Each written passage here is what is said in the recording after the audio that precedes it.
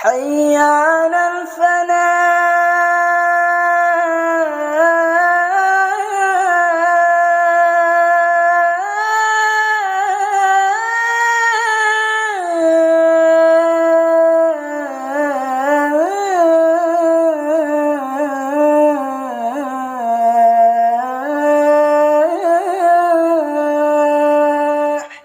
أعوذ بالله من الشيطان الرجيم بسم الله الرحمن الرحيم السلام عليكم ورحمة الله وبركاته.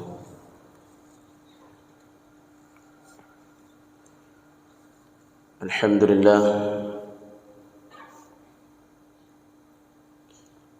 لله رب العالمين وبه نستعين على أمور الدنيا والدين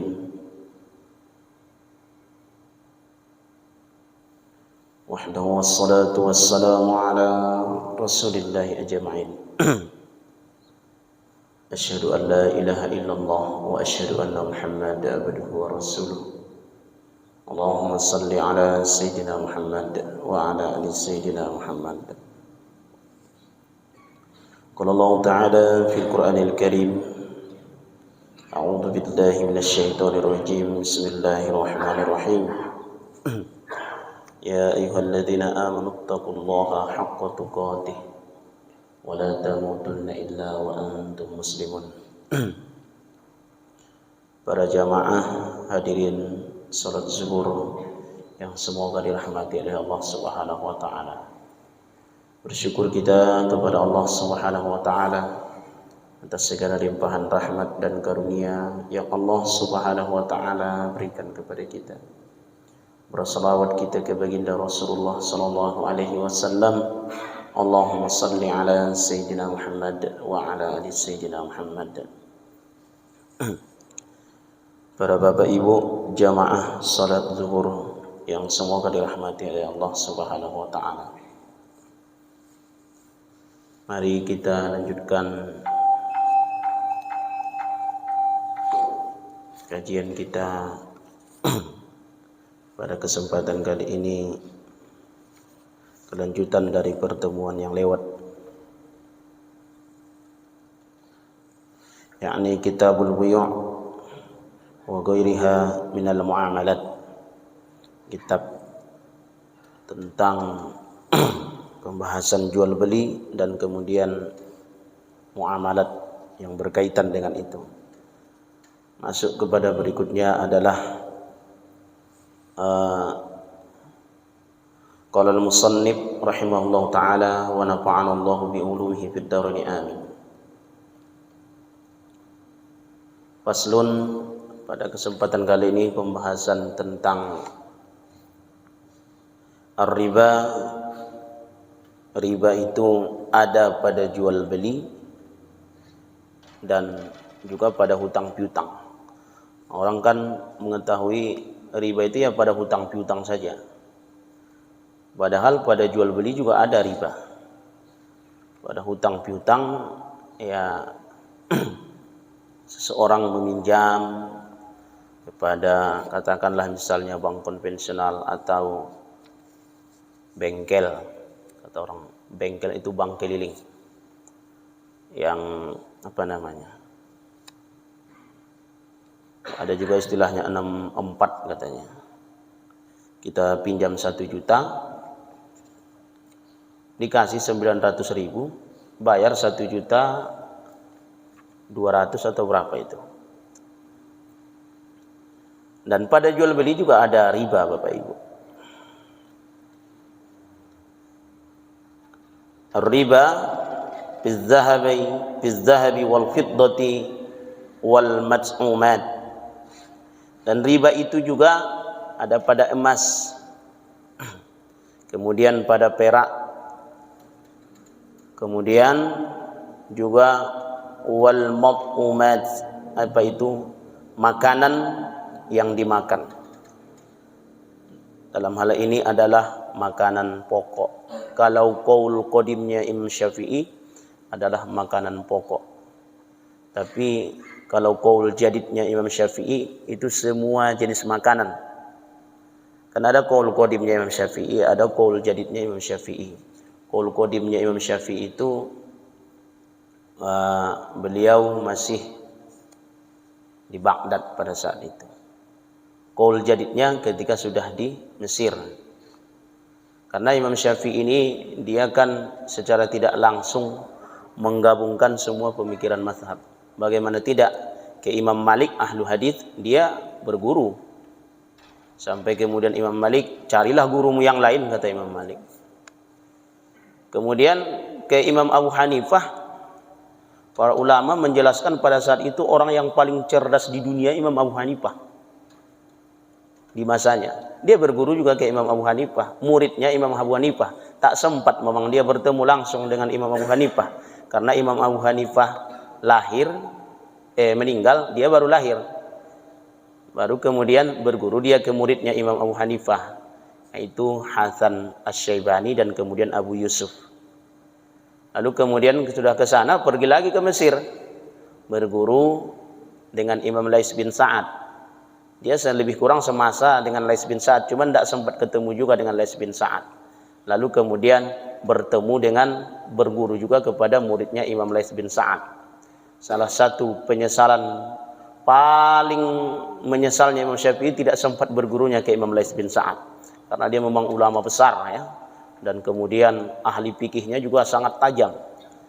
Bahkan Imam Syafi'i itu pernah berkata, fikihnya Imam Lais bin Sa'ad itu lebih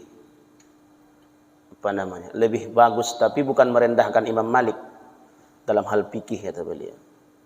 Maka dia beberapa pemikiran imam mazhab itu digabungkan oleh Imam Syafi'i. Jadi dalam qaul jadidnya Imam Syafi'i itu dulu hanya sekedar makanan pokok saja.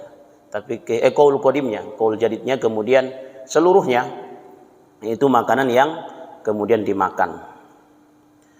Wala yajuzu bai'udz zahabi biz-zahabi walal fiddati bil fiddati illa mutamasilan naqdan. Dan kemudian tidak boleh jual beli, yakni az-zahab biz-zahab, yaitu emas dengan emas, kemudian walal fiddati bil fiddati, lalu kemudian perak dengan perak, illa mutamasilan, kecuali nilainya sama, dan kemudian naqdan, dan itu adalah dia cash. Kecuali dia nilainya sama dan kemudian dia cash. Kalau tukar menukar ya 1 kilo emas ya 1 kilo juga emas gitu. 1 kilo tempe ya 1 kilo juga tempe begitu kan. Bapak Ibu yang semoga dirahmati Allah Subhanahu wa taala. Kemudian berikutnya adapun tentang riba ini, wa huwa haram, dan dia adalah haram dalam hal riba pada jual beli ini, sebagaimana diterangkan bil kitabi was sunnati, Al-Qur'an dan sunnah, wal ijma', dan kemudian ijma',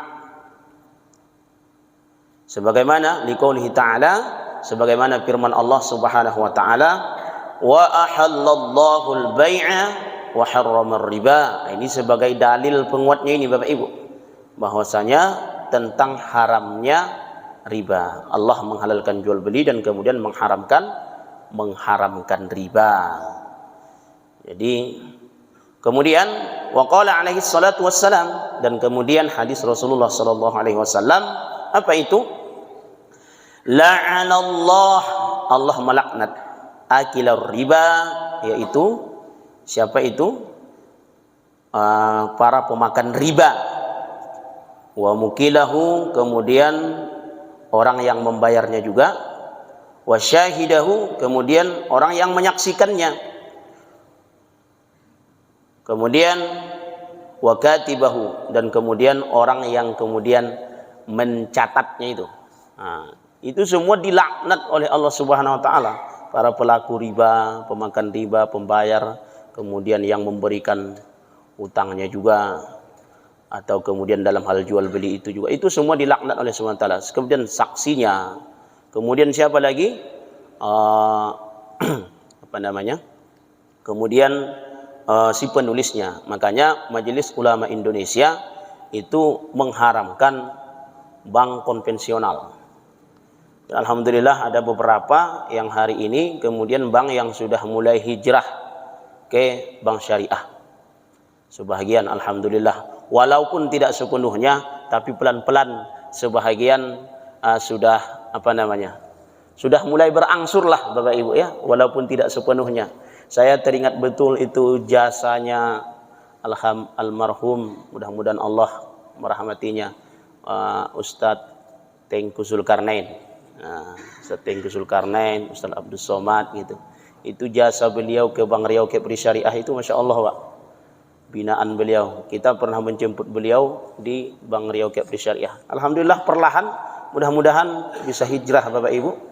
Dan kemudian di satu sisi memang riba adanya bank syariah itu kita ucapkan alhamdulillah Bapak Ibu.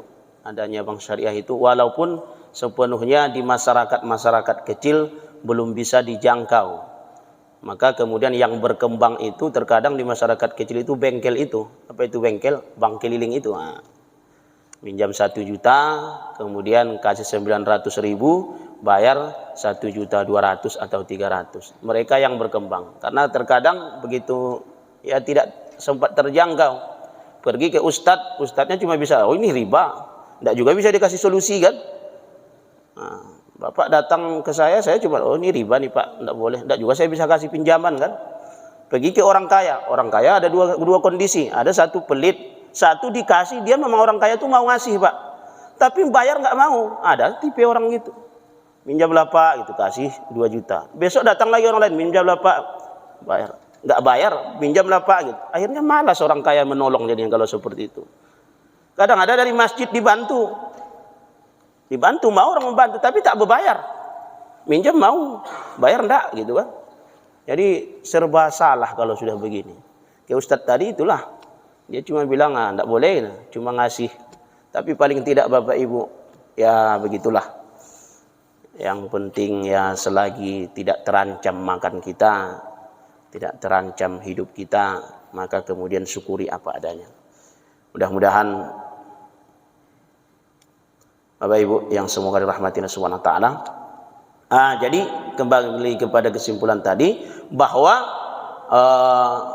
jual riba itu ada pada jual beli juga, ada pada emas, ada perak, bukan hanya pada hutang piutang saja. Kalau dulu pada hutang piutang kan memang menyengsarakan.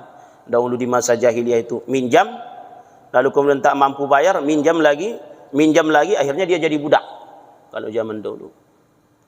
Nah, kemudian jual beli ada, pada jual beli juga ada. Tadi sudah kita sampaikan pada setiap jual beli dalam qaul jadidnya Imam Syafi'i.